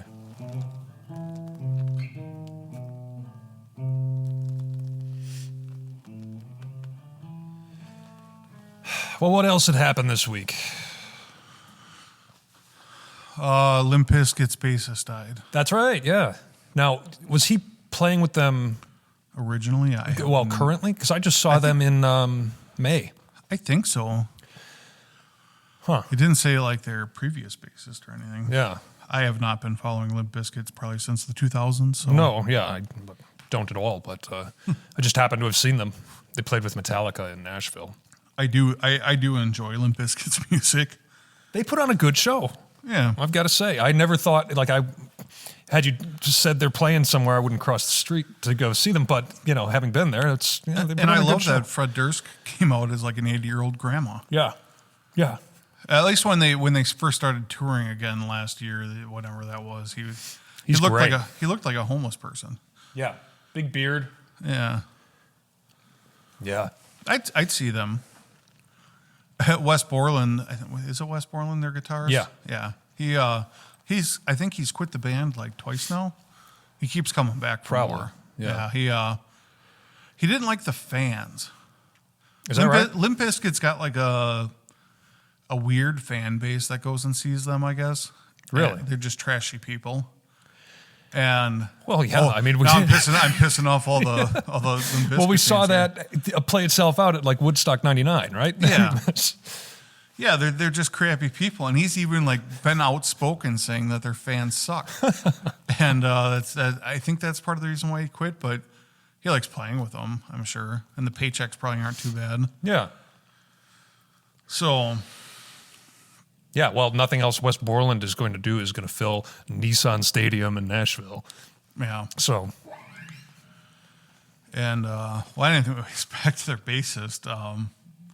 I think Eric said he had liver cancer. He had some sort of cancer, okay. pancreatic or liver. So he's been living with that for a while. Yeah, Pancreatic cancer, you don't really come back from, do you? there's a few cancers you can bounce back from. I don't think that's one of them. Anything in the bones is bad. Yeah. Lymph nodes is bad, and large organs is pretty bad. Any large tumor is bad in general. A lot of times Yeah. it spreads by the time they find it. Right. So, yeah. Well, if it gets in the blood, F cancer, as they say. well, yeah. Yeah, blood cancer is pretty bad.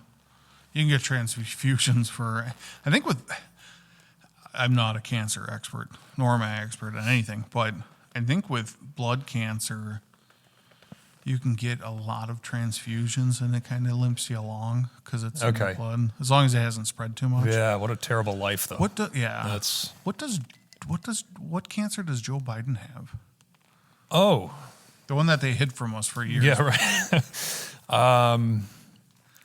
I can't remember off the top of my head. It just came out, though. Yeah, and he just did some tests or some treatments like recently too. But yeah, whatever. We were all shocked. Yeah, yeah, we were all shocked. whatever cancer he has is easily identifiable with some tests that at that age you get at periodically, but supposedly he had been getting checkups, well, for like every day of his life in office. Said that he didn't, but whatever. Yeah, he was just blowing off the doctors. He came out healthy as a horse. Smartest man. Sharp as a tack. Sharp as a tack. Yeah. But I feel bad for that. Actually, I don't know if I should even talk about that. I had some family issues that came up today that involved cancer, that they're on like the side of a family that is hard to trust. So okay. I don't think I'll talk about that just yet. Maybe next week. All right, yeah. We'll bring get up more some information. Family drama. Yeah. And, yeah. It's a little weird without Eric here. He was always that, like, whenever we paused for a second, he always had something to say. So we're missing you, Eric. Yeah, what are we going to do when he kicks the bucket? Can't be long now. He's already out sick. Yeah, he's bedridden right now from what he said. Did not. He was supposed to bring the grenadine tonight, too, and I had to stop and get some. Guy just makes me work. Work. And he was saying what? He had some convoluted thing about what frequency I've got to pull or something like this. Yeah, he said to knock down the buffer on the 512 or something. All right. Did you That's do not that? happening. No. The podcast sounded fine last week. Maybe Yeah, it was the better. cutout. I think it was because of the cutouts we had near the end. Oh, yeah. Yeah. I don't know if you can do that post. Yeah, probably. If it's an Probably. EQ thing, I can do it. Should be all right. Let's see here. Well, play us a little something. I've been playing a little Ozzy lately. He passed, and so I've been kind of into that. And I always play some Metallica. Metallica was like our starting basis for music between Eric, Dave, and I. We talked about it in the past podcast. We basically were a Metallica cover band in our early teens. And it's fun to play. It's fun music to play. You enjoy it. Like, I'm not sitting here playing Ed Sheeran, which wouldn't be terrible, Right. but he's a good guitarist. Well, he's fine. Yeah. He does what he does. But, yeah, in the past 20 years or so, and maybe I'm missing something because I don't really keep up with pop culture very much. I catch things, because I teach a lot of kids, and I hear about things. But has there been anything, I guess there's no superstars anymore in music, are there? There's Taylor Swift. That's about the closest Yeah, and that's not thing music. there is. Yeah, you don't think of like, well, are we out of the realm of that kind of stuff? Like, is just rock music gone? Like, I don't. As far as I can tell, yeah. I mean, like I'll flip on the radio once in a while, but they're still playing things that are at least 25 years old. Like, I know because I'm into jiu-jitsu and stuff, and just stuff and things in general that I'm a part of. Can you hand me the lighter, Dave? Oh, yeah. Should get on your mic too. Yeah, I know. The guitar's in the way now. Bring it out a little further. There we go. The guy, one of the guitarists from Five Finger Death Punch, or the singer, Serge, I think is his name. Well, that's the guy from. Oh, that's the guy from. Sergio. I like their music too. We're getting something. System of a Down. System, yeah. Oh boy, that exploded everywhere. Yeah, well, look how far it was. Oh, bumped in there. jeez. It's because I left it alone for a while. Well, anyways, the guy from Five Finger Death Punch, they're all like, half the band are black belts in jiu-jitsu, and they have like a huge really? training studio. They had built like a castle home in Las Vegas. I think it's Vegas. And they got like a little private lake behind their house Yeah. where like a bunch of, Wow. That's cool. celebrity type people live. Yeah. And so they had like this huge training mat in the middle of the house. But Five Finger Death Punch is kind of probably a more rocker band. But they don't like it's not like Judas Priest or Megadeth or Metallica or Ozzy. I guess in my head those just feel like institutions. legends. Yeah. And I mean, I doubt there's going to be, again, Taylor Swift, I think, is the exception that proves the rule. There's nobody else that big. You can pretty much, just about whatever you think of her, you can walk up to anybody on the street and they know who she is. Yeah. Whereas everybody else, because everything is so fragmented, nobody listens to an entire album anymore. It's all on Spotify. They listen to tracks, this track or another. You could have 100 million followers or fans or whatever, and still be completely anonymous to like 90% of people. Yeah. Because we're so siloed and fragmented. Well, and a lot of it, to kind of go on a little side tangent, this doesn't necessarily have to do with what we're talking about, but like Pink Floyd, the band Hurt, which I think is like I think those guys got called out as, I don't want to say it because I don't know if it's the right band or not. But anyways, with Pink Floyd, their whole album kind of like every song kind of rolled into each other. Some of their stuff they were played concept into each other. albums. Yeah, they were cool. And I'm off the mic again, but like you don't get that anymore because nobody listens to full albums. Right. What is that beeping? I don't know. I got an email. No. It's probably somebody telling us our podcast sucks. Yeah. We know. But yeah, I just don't feel. I mean, yeah, Taylor Swift, Ed Sheeran, like everybody knows their names. Well, who's playing the something Bad Bunny? Bad Bunny for the Super Bowl, right? I couldn't name one song of his. Yeah, me either. I'm vaguely I know aware. Absolutely nothing. I think he's Puerto Rican or something. Or who am I thinking of? He's Latino. He's Latino. I know that. He does like reggaeton, which is it Latino or Latinx? the only people who say Latinx are like politicians. Well, they're like I don't know, college age white girls. It doesn't even make sense because Spanish is a gendered language, right? You have Latino. Well, X is it's gender neutral, isn't it? Supposedly, yeah, but it doesn't make sense in Spanish. Yeah, but who came up with it?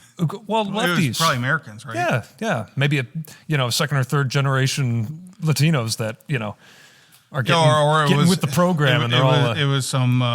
Erica loved this. It was probably some like pink or purple haired professor at Harvard that was septum piercing. Yeah, these people need an identity. Well, they're saviors, and they've got this complex, and they're going to be offended on other people's behalf, and just create an issue out of everything. If you look up non-binary on your Google Translator, you're going to get like a feminine and a masculine version of non-binary. It's no binario or no binaria. Oh yeah. Is that true? Yeah. Are you making that up? Okay. No. That's true. That's funny. That reminds me. Do you remember, speaking of Spanish speakers, do you remember how it was somehow racist last year during Kamala's campaign if you mispronounced her name? Oh, yeah, Kamala. Kamala? Yeah. Do you know why that possibly would be? Just let that sit for a moment. I have absolutely no clue. Okay, I got to pull up my phone. Well, I got to pull up my translator.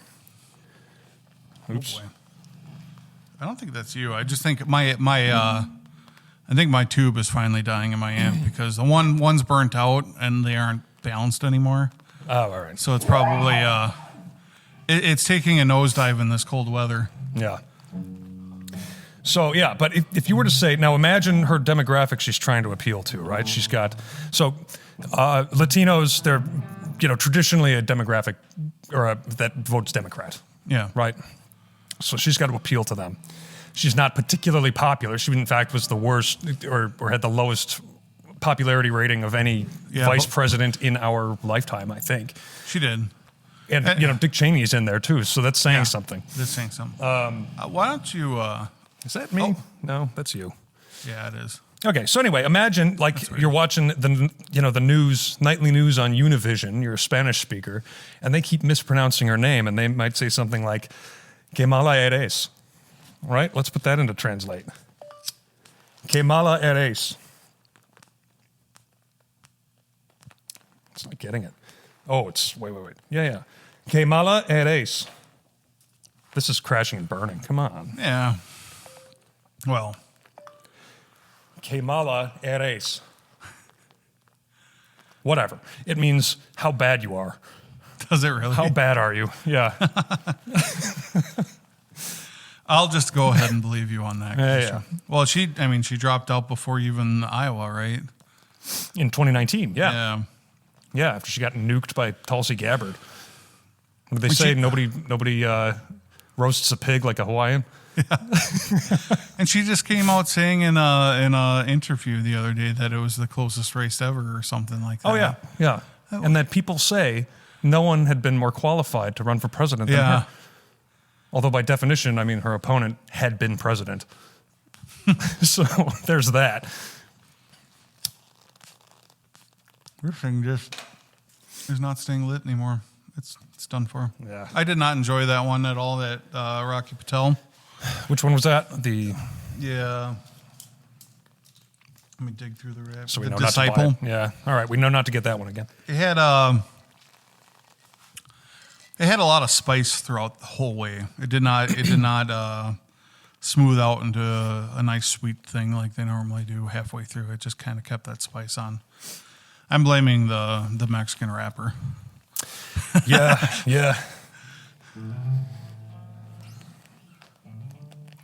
Let me see if I can just type it in. This is too good. It's too good to not make the joke. Que mala. There we go. And how bad you are. One more time. Say it again. Funny. How bad you are. That is funny. So you can't have that. Imagine hearing that, getting that drilled into your head every night on the news. So they had to put a stop to that. So that's why they were upset they were saying her name wrong? Oh. I can't think of another explanation. It's not that it's a particularly unique and ethnic name that, Oh, that wasn't good. Yeah. The bourbon. Yeah. I love you, Eric. Oh. I had to recover from that sip. I'm sorry.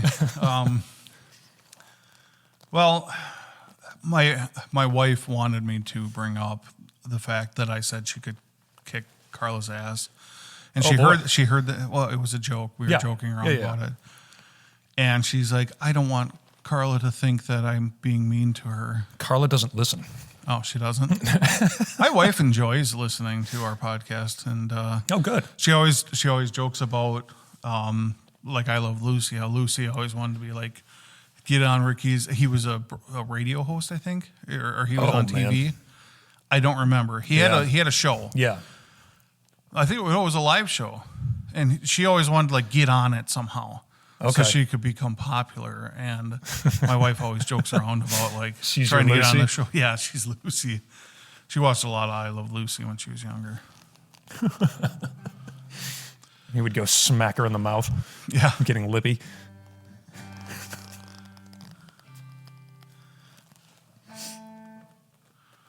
I'm just gonna play a bunch of bad chords here. So next week is the day before Halloween, and we will probably release on Halloween. Yes. We have one more drink lined up for it. After that, we're going to take a break and drink something good. Well, it shouldn't be too bad. Eric said he was going to make apple pie. Oh, okay. Yeah, so we could... So that'll be a headache Friday morning. Yeah. And most likely, he'll be sick when he's making it. So maybe we'll get sick after that. I don't know. Okay. I have no clue.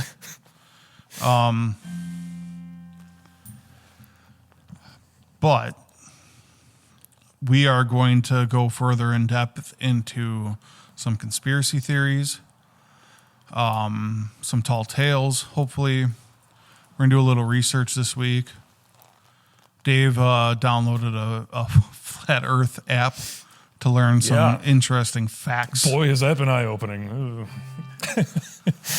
It's, I actually gave them $3 of my dollars. I'm surprised you paid for that. Yeah, well, I was watching this guy, researching the topic.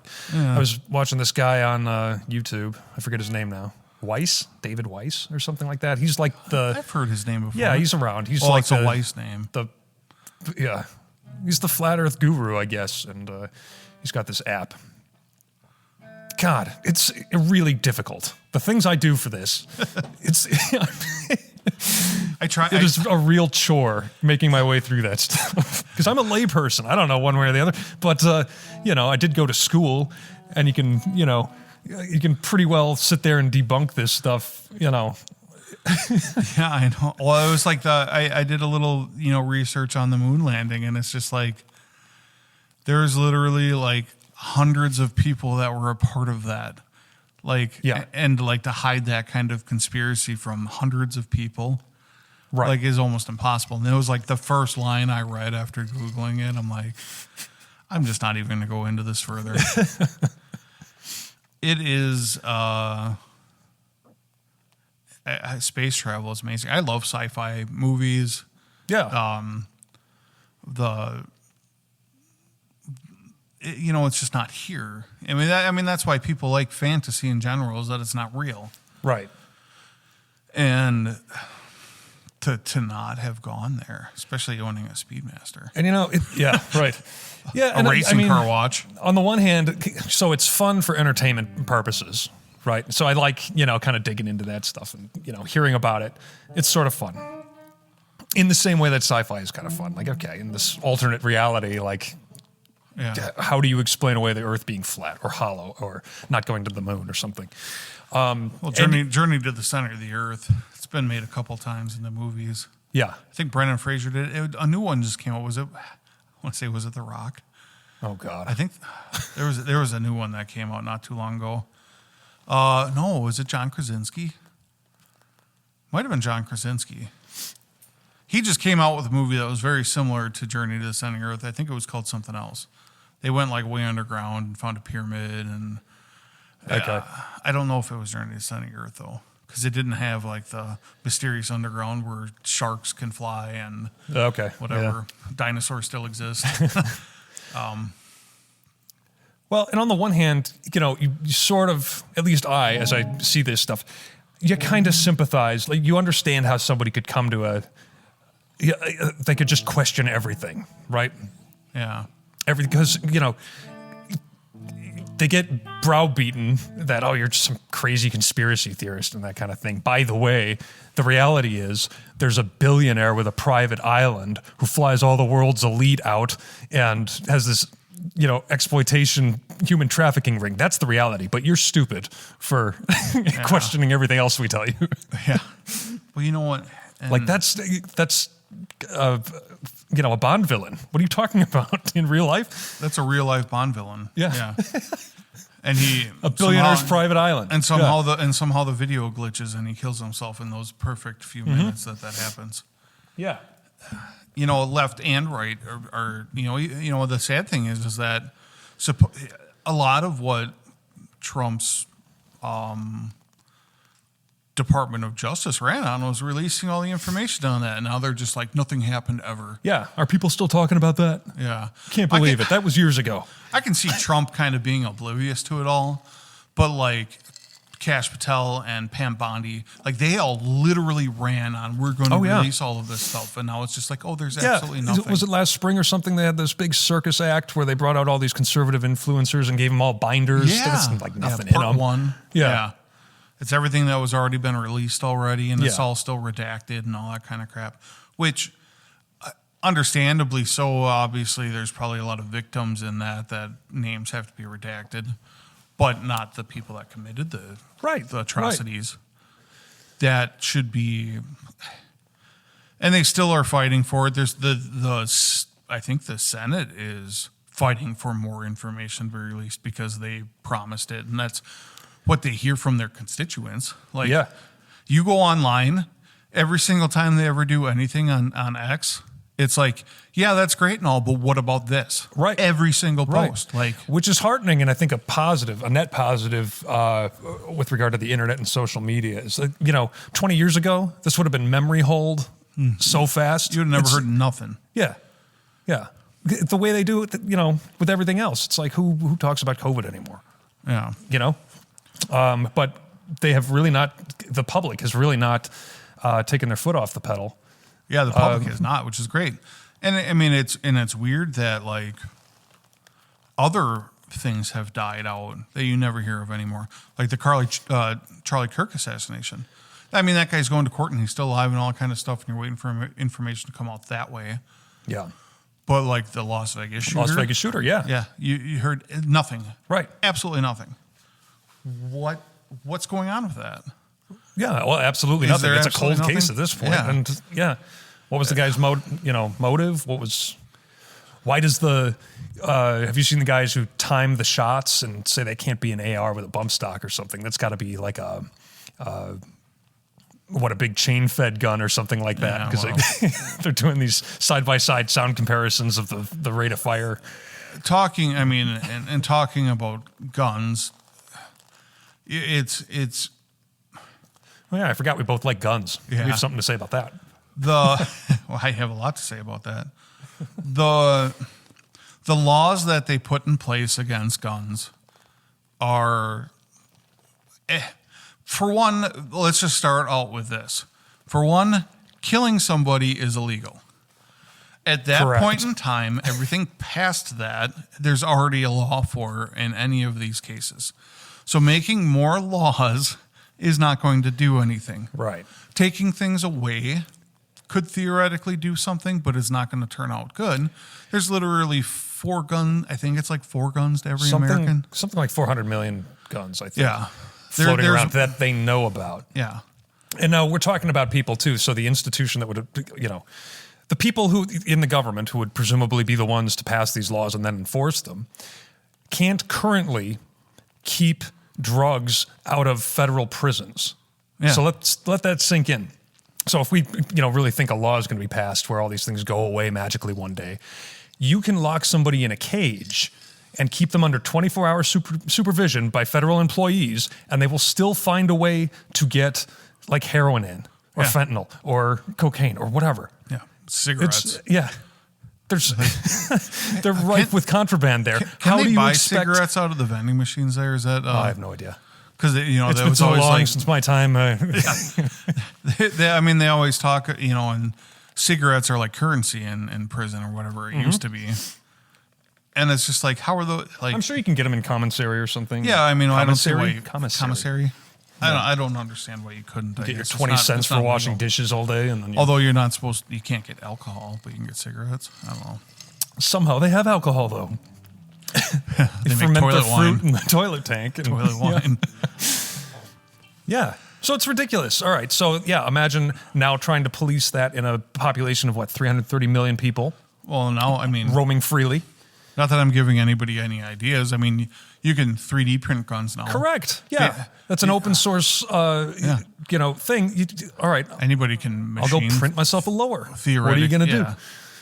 But I guess the way for the government to crack down on that is make selling any gun parts illegal. And also the hugest thing they could do is stop ammunition from being made or sold. That's where they Yeah. and they never go after. Didn't they ammunition. go on a run for a while where the government was buying up all this They 9mm? they were buying a lot of it, like 223 and yeah. But that wasn't. There could be a conspiracy behind not letting the public get it, but No. I think There was a just buying shortage it for a up. while though, wasn't there? There was a shortage for a while because every time someone gets in office, they create a gun scare, and then people go out and buy as much as they can afford at that point in time. Well, yeah, nobody something- moves product for gun companies like a Democrat in office. Yeah. That's it. They have Paradoxically. they have literally sold the most guns in the quickest amount of time every time they talk about doing something. Yeah. That being said, most guns, I shouldn't say most. I don't want to sound like an idiot here or whatever, but there is a lot of easy ways to make a lot of guns shoot faster. Now, yes, shooting into a crowd, you can get a lot of shots off or whatever, but to be like the military rarely uses full auto in certain fights. They use full auto quite a bit. Yeah. But it's not accurate. 25 of your 30 rounds are flying off into nowhere. They're not accurate. They'll use like tri-burst, which is a big thing. That's an M14. There's probably variants of everything where the information that I'm saying isn't 100% correct from like a variant of the gun in the 80s. There's always that one person that, everybody calls ARs, assault rifles, even though it was an Armalite. Armalite rifle, yeah. They were... They had AR, they would badge everything like that. It'd be like everything from a survival rifle that's a little 22, but AR-7 or something like that. Yeah, everything was named after AR. Eugene Stoner. Eugene Stoner. What a guy. Yeah, and John Browning, the god, the legend. But a lot of guns, there's easy ways to make them shoot faster. Yeah. Whether it's dropping triggers, whether it's a shoestring wrapped around your finger. Right. Banning bump stocks. Anybody can make a bump stock. Yeah. Like it literally takes... Well, you can bump fire just about anything. You've seen Sicario, right? Yeah. That scene where he's just got his thumb in the trigger guard and he's going to bump just fire. Let it loose, leave it off your shoulder just a little bit. Yeah, I mean, Glock pistols are real easy to modify to shoot full auto. The Glock switch. Yeah. But for most people, and if we're honest, and I say I'm going to be careful here. I'm not going to be careful. But the bulk of the high-profile mass shooters that we see that are using ARs probably shouldn't be using ARs. Like if this is your goal, if your goal is a mass casualty situation, frankly, they're better off using bombs. Because which anybody can make. Because you get the your cool photo out there and you get the notoriety and it's everybody that's a copycat idea. The last guy used an AR, so that's what I'm going to use too. They will spend what do we hear every mass shooting? It's they had a car full of ammunition and they let 150 rounds go and 6 casualties. Yeah, which is awful. But it's terrible. Yes. Now look at Timothy McVeigh. Well, right. How well did he accomplish his goal? So frankly, being untrained in shooting and close quarters combat and all this stuff, these guys would frankly be better off with either a bomb or failing that, a shotgun. Yeah. Right? Make it a pump. It's, not going to jam on you. And that would get you a little further ahead, but it doesn't look as cool. And that's not what everybody wants to ban. Some shotguns are pretty cool. I mean, you get 8-round tubes for those. Yeah. 2 magazines. I want a pump. Yeah. I want I don't know what. I like the little Mossbergs. I have one. Yeah. Yeah, I have it's not a shotgun, but it's not a pistol. One that's this big. Oh, yeah. Persuader? What is that? Yeah, I can't remember they had a few of them. There's parts everywhere JIC, for those, though. You just in case. Those. They had the JIC 500. They had the 590. I think mine's the 590. I don't remember the exact name for that one. My dad has one by Remington, which is the exact same thing, but a different brand. Yeah, I leave slugs and buckshot in it, and that's home defense. Little thing for the house. That's perfect. Yeah. I don't have to worry about aiming too hard, and it's going to knock somebody's socks off. Well, then penetration wouldn't be too bad either. Well, no, maybe with slugs. Probably break a window. Well, yeah. Might have to patch some drywall, whatever. At that point in time, I'm not caring all that much. Right. Pistol AR would be good for home defense. You get longer guns and they're hard to clear. Seriously, if you're setting up for home defense, yes, there are people that, practice running through their home and clearing out every room. Yeah. Like, Yeah. no, you should bunker up somewhere, cover your exits, and Right. for most people, like even even the thing that's missing for most, like when because I'll go down that rabbit hole too on YouTube, and you watch everybody's home defense loadout and all this stuff. The thing that everybody seems to miss is hearing protection. Like, wouldn't that be that should be on your list of things that you have? And that's why suppressors should exist, because absolutely, and they do exist. That tax stamp is going away. It is, yeah. So you won't have to pay your $200. Yeah, at least by the end of the year, I think. Yeah, you still have to get a tax stamp, but it doesn't cost you anything. I think. Yeah, you go through the same process. Yeah. It's just you got $200 more to spend on a suppressor, which is nice. Yeah, it is nice because they're $500 to $1,000 or whatever. Mm-hmm. I have one. I have bought a tax stamp for. Yeah, it'll go. It's like I got it in like a 30 caliber, so I could put it on a few different things. 300 Blackout, 223. Yeah, they don't work as well on smaller rounds because obviously the hole's bigger. Yeah, but the misconception, there are rules to the exception, but the misconception is that these guns are quiet, and they're not. Right. There's they're bolt action 22 with a good can on it can be a whistle. Yeah. Or where you just hear the click of the trigger, the hammer drop. Yeah, and that's cool and all, but you can get some 45s because 45 is subsonic. 45 subsonic. You can get them pretty quiet, but you still hear the action racking back and forth on the. There's still any auto, like if you want to be super silent. So like if you ever watch like there's some movies, some more accurate movies where if they have a silencer or suppressor on the pistol, they'll hold the slide. Oh yeah. So it doesn't rack. That's what I thought. And then they rack it afterwards. Luigi, what's his name, who was shot that? Whatever. That's what I thought he was doing, which made me in my head. I thought, oh, this guy knows something. Yeah, he knows something because he had to rack his slide. It was just jamming. It was blowing back on him. But I thought, cheap gun or whatever you're in it was. Downtown Manhattan.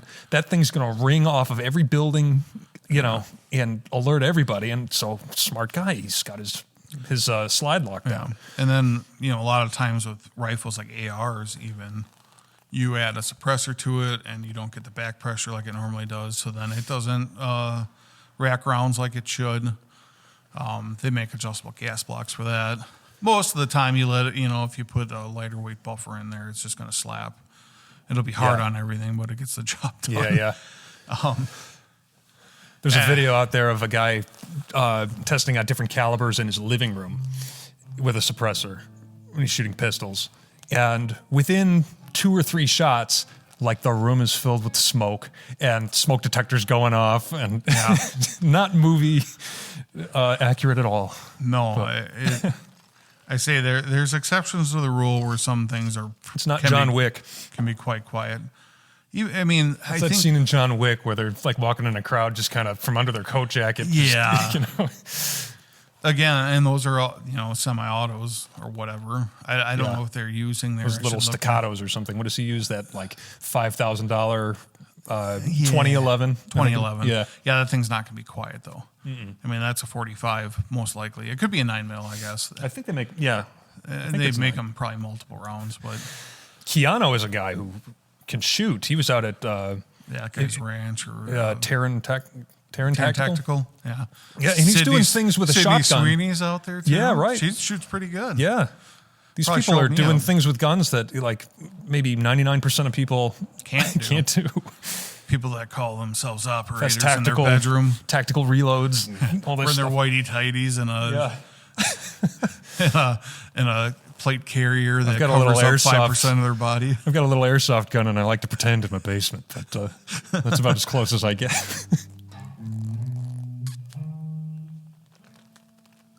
Play some just awful notes. But yeah, so guns aren't going anywhere. No, it'd be pretty hard. I say if they limited ammo somehow, it'd be kind of hard. Yeah, there'd be a de facto there's ban, people with stockpiles of ammo too. Yeah. So It would be hard for people that want to like go out tomorrow and do something, but for the rest of us, people can reload. Yeah.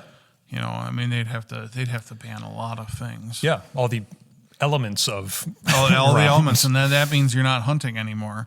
And hunting is a huge conservatory thing here. Yeah. Hunting's a huge conservatory thing in every. So what do we just country. leave it to the DNR? They're the only ones who can call the herd. Yeah, the DNR or the government. Mm-hmm. It's all the government. Mm-hmm. Let's give the government all of our guns because that's worked out so well for every single country that has ever done that. Yeah. Yeah. Real utopias. Look at Europe right now. I mean, look at all the immigrants that they're letting in and all the problems that's causing. I get it to a point. Obviously, you want to have open arms and be nice as a human, as mankind. But the problem is that a lot of the people, I'm not saying all, but some of the people that you are letting in don't have that mentality. And they're ruining your country. And you need to figure that out. Yeah, yeah.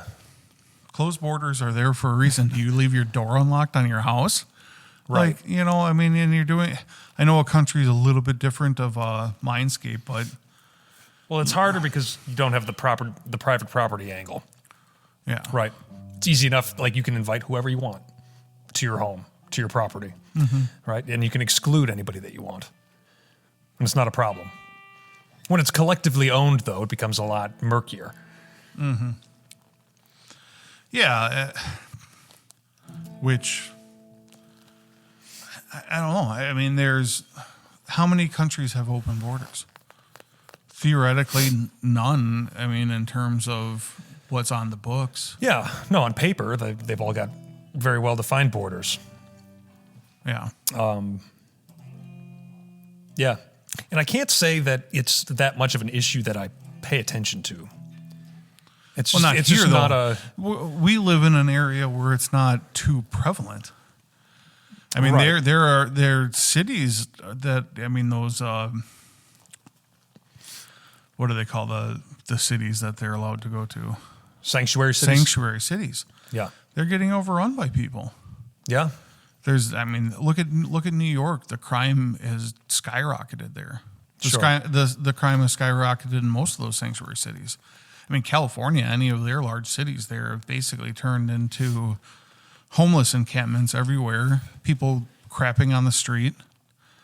And yeah, you have your nice streets. You have Hollywood Boulevard. That still looks nice. Well, and we've seen they can clean them up real quick if they're motivated, right? Yeah. What did Newsom do? He had he had an underpass all cleaned up. And then they put pyramids up or something like that to keep them from putting. They planted what are they called? Bollards. They just put like bollards everywhere so tents couldn't be set up. Like that'll keep them out. Now they're living in high rises on top of. Well, that's that has a lot to do with the drug problem and fentanyl in general. You've seen those zombie cities of people just bent over, just staring at their feet in the middle of the street, and they're just wrecks of human beings. Yeah, which zombie movies is fun. I watched one of my favorite series growing up was like Resident Evil. They had the video games too. Yeah, yeah. And I was always like a Mila Jovovich fan. Yeah. Jovovic. I don't even know how to say her name properly. How much of a fan I am. Of Fifth Element. She was in right? Fifth Element. Yeah. Multi-pass. And she was the Fifth Element. Spoiler alert. If you haven't seen it by now, then Yeah. can't do anything for you. She was in a bunch. I think she was in Ultraviolet, which is kind of a terrible movie. I don't think I saw that. She was in all of the Resident Evils, which they just got crazy. But they're based off of video games. I only saw the like first whatever. couple. The first two are great. Yeah. I like the first one. It kind of gives you the video game vibe. They're in the mansion, and then they're underground, and the umbrella, and all that kind of stuff. And the second one, it's kind of the same. It was more of like a blockbuster type movie in my head. They had a lot more action to it. It was kind of, things were blowing up. Yeah. They did a lot of like real special effects in that movie. some things where it's, CGI, because that was kind of around the time where things looked crappy when they did too much CGI. Has it been like early 2000s or so? Somewhere in there. Yeah. I would say. I'm not going to say a date, but they, like the guy, Apocalypse, who's in the second one, like that was like I can't remember how much the suit weighed. It was at least 70 pounds or something like that, or it was 100 and some pounds. Oh, wow. And the guy that was in there, like, had to literally take it off like every 10 minutes because of how hot he got in doing it. They would do like 10-minute shots. And they also built, I'm assuming it's pretty sure it was Canada. I think it was Toronto where they shot it. Sure. There was a building up there. They made like a miniature model of him, like blew out all the windows of it, and it's in a big shot at the end of the movie where a helicopter drops something, and it's just like that's real, like the glass blowing out, and that is real because it was all a miniature model. Just like that stuff's just like it's getting so good now where you don't need to do that anymore, but it's still cool when when it's done right. Yeah, I think those days are probably over with the practical effects. Because it would take you, if somebody had to design a building blowing out all of their windows back in the early 2000s, it would probably have been like 2 months worth of work for, a team of people. Now it's like somebody can just have it AI generated. You just prompt your AI and you're done in 15 minutes. And take this building and blow out all the windows and 10 minutes later, here's your video. Would you like me to put a cat in the window? Yeah. Sure. Yeah, and then all the soul is sucked out of it. And I'm so sick of AI videos. Yeah. I'm pretty tired of them at this point. They're all over the place. And it's gotten, the whole thing has gotten bad too because AI, in whatever form, just references Google basically. And half of that is now becoming AI. So you get this entropy where, it's like making it's like making a photocopy of a photocopy of a photocopy and the quality just degrades and all right, it's getting stupid. They're running out of information to draw from. And what's with it not putting proper like fonts or anything, like anything word written like just doesn't come out good. No. There's always like an extra finger or a third hand. Oh yeah. Like you would think that AI is so smart and can make all of this stuff, but why is there a third arm in this video? Yeah. That has improved over the last year, I think, but it's still not there. You can spot, if you're under 45, I think you can pretty well spot an AI video or an AI picture. Yeah. Yeah. Sometimes. I don't know. I'm not bullish on AI, I don't think. We will see where it takes us. Will it be Terminator type? The robots are taking over. We need to design better robots. Not in the first now. place. I mean, no. I use ChatGPT pretty regularly, but I've got to correct it over and over and over again. It'll just give you blatantly false information. I'll ask. I use like Grok or whatever on X just because I'm on there, and I'll be like, I come up with like a meme idea in my head. I'm like, hey, can you make this? And then like every single time, it's just horribly wrong. Yeah. And I'm like, how hard it is it? I'm literally like, put this person's face on this person. That's all I want you to do. And it just messes it up. Mm-hmm. But if I wanted to show me some anime, it dials it in pretty hard. I don't even know what to ask for anime. I don't watch anime. But some things that come out of it are pretty cool. That being said, I barely use it. Yeah. So. Yeah. And the amount of people on X that ask Grok for everything. Every comment section. Every comment. Hey, Grok, is this true? To where that's a meme in itself. Yeah. Yeah. Just like use your eyes and your brain. Is this video real? Yeah. So, some people do it just to like rub it in the person's face that made the post if it's outlandish. Yeah. Like, oh, the Pope died last week. Grok, is this true? No, the Pope is still alive. Like, oh. That was kind of a stupid example, but. Yeah. Well, they always ask it about videos and stuff, and it cannot watch a video. Like Grok can't process a video for some reason, and not yet. Yeah. It'll be a video of a shark attack or something, and they'll say, well, clearly this was, the 1987 World Series. And Elon says that Grok will make full feature movies by the end of next year or something like that. I'm sure it might, but it'll suck. Yeah, maybe not. Yeah. You'd have to really explain everything to it. You'd be damn near writing a script at that point in time. Yeah. Well, that's my problem with it, is by the time I get it to do what I want it to do, what I'm asking of it, I might as well have just sat down and done it. Mm-hmm. Yeah, there was I just saw a Simpsons skit on it where they were using AI to write their papers. And I have not watched a Simpsons episode in probably 10 years. Yeah. But it was they kept beating the teachers because the teachers didn't know enough about the technology, that the kids kept ruling them out. And then something about they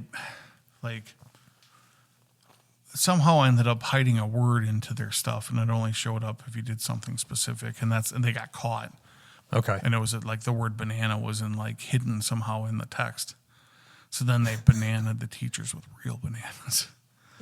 Whatever. I don't know. It was some 5 minute or 1 minute skit video. Well, see, and that's a thing too, where all the kids are writing their papers with AI, and then the teachers will use AI to grade the papers. Mm-hmm. Yeah. I just I stumbled across something. Talking about sci-fi and Harry Potter. We talked about Harry Potter the other day. Some guy wrote some parameters. I don't know how in depth they got into it. He's write what happened to them after the end of the book. And he wrote a whole chapter. Yeah. And it was pretty good.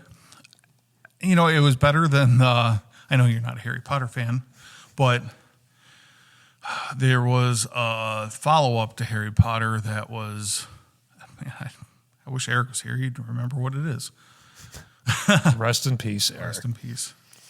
Anyways, there was a play that they did afterwards, and it was terrible and didn't completely changed what these people would actually be like in real life. Yeah. Compared to what you would think, what you would want them to be. Harry Potter just became a stowaway, horror. And he still was, finding bad people, but it was a desk job that he hated. Yeah. Yeah. It's would that really be of what he would come to be after all of that? And then it was just so it rewrote the next chapter instead of it being an epilogue of what actually happened. Yeah. And it was pretty good. Well, it's probably the future. And what do? We'll just be dumber for it. Because it's too easy to go anywhere. You know what I mean? It's here to stay. Because it's too easy to get a product out of it. But the product is crap. So, I don't know. Do we just live in crap now? I guess. We do. We will live with it until it somehow changes for the better. And like anything, it probably won't. No, as long as people keep using it and AI keeps referencing previously made products by AI, it's just going to degrade more and more. What was that? I closed this case. It was a little loud, but cool. Well, all right. Yeah. We are at 1:58. We can wrap it up. All right. Where can they reach us? What do they do now? Call to action. Oh, man. Well, you can listen to us where you're listening to us now. That is the main thing. You can listen to us. All the platforms by now. Yeah. Apple, right? Amazon, Spotify. At some point in time, I think we're going to add YouTube to it. I don't know if we'll video record ourselves yet. Maybe if we get the exciting news. We are recording in my shop right now, and I will be adding heat. I have heaters set up in here. I need to get a propane tank installed, large one. But we are thinking about moving it into my office basement. And if we do that, we're going to have a little bit more of a permanent setup. The sound will probably be a little bit better. And we might start video recording ourselves. And at that point, we'll post on YouTube. We could do it now, and this crossed my mind, and just throw up the thumbnail or something like that. And then I wanted to do clips because how many people are sitting down and listening to 2 hours and finding the gems. And Especially to the deep in the heart of the Midwest. yeah. So that was maybe that'll be my project this week. I'll try to fire up a YouTube channel and get some like 2 to 3 minute clips up. Yeah, we could do. I'll have to go back and listen to some of these episodes and find the good stuff. But there's some fun stuff in there. I would say it was every now and then it was a little boring, but we talk it's about likely to stuff. drag. I mean, we've been here for 2 hours. What do you want? What do you want from us? Gonna be on Content. the whole time. They want content. Yeah. Even Joe Rogan. I mean, how many of his podcasts have you watched all the way through? Some of those are 3 hours long. Basically, I think the clips drive that. The clips Right? do drive it. Well, I mean, you get with his show, with anybody's show, I guess you listen to people that you like. Joe Rogan's always Joe Rogan. If you like Joe Rogan, you listen to him all the time. But like with me, he'll have a certain host on, and then I might listen to it more, or look into it more than I do. I find myself, just checking who he's got on this week or whatever. Yeah. If there's somebody interesting, I'll listen to it. But anyways, we are again on Spotify, Amazon Podcast, Apple Podcast, jamdadpodcast@gmail.com. You can contact us there. You can contact us under Spotify. I don't know if you can make comments under Amazon or Apple. Not Apple. Yeah. I don't think. I don't think you can under Amazon either. I've never used Amazon for this. I don't know anybody who does. I don't either. They do have a podcast. Like, what do you even section, do? Do you go on your Amazon app? though. Amazon or do you, Music. Oh, okay. It would be Amazon Music app. Yeah. Of course. Yeah. All right. Or if you're on a computer, obviously, a desktop, you can find it that way. How bad you are. I should just have that queued up as we need sound effects. We need a little button. I need a button. And, I was doing a little bit of research this week on podcast hosting. So there's a bunch of like specific podcast hosting programs that you can use that can allow you to live stream or can allow you to do this. Some of them you have to pay for, some of them you don't. But they are more specific to podcasts. I don't think we will have the equalizer control like we do now. Yeah. Other than, we're running through that XR18. Well, I mean, yeah, maybe. Maybe. From what I hear, the Is this like a browser-based thing? Okay. Yeah. Which might be nice. I don't know. Some of them you can live stream on. Some of them don't store your content unless you pay for them. Yeah. I think, local downloading was only available on some of them, not all. A lot of them are cloud-based. Okay. And then they don't store your content, so it's like... ugh. Yeah, which I'm not... relinquishing that kind of control to some entity in the cloud is... But they are, set up to do everything else better. And I say some of them, there a lot of them are video based. Yeah. Versus audio like what we're doing here. So yeah, I feel like that's a whole nother level of production. Yeah. Getting a video thing together. That's getting outside of Eric's expertise even. Yeah. But yeah, so perhaps in the future, big ideas around here. Yeah, we would love to keep this going. We need to make like we talked about food. Yeah. And we talk about a lot of local hotspots. It'd be kind of a fun way to get our name out there to talk about local places a little bit more. Sure. Obviously, that's a sponsorship idea. It is a sponsorship idea. Sure, any number of businesses would be happy to, throw us a couple bucks and we'll talk all about your fine establishment. As long as we have a good time. Yeah. But I expect coupons. Yeah. I want to get comped some drinks. Yeah. And, sir, I would like a coupon to your finest establishment, please.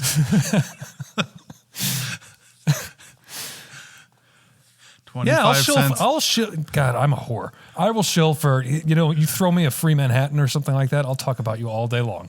Yeah. Give me a free appetizer. Chili's, come on now. Oh. Yeah. All right. Well, let's wrap it up because something just happened and I want to go see what it is. All right. Sounds good. All right. See you later. Bye. Bye.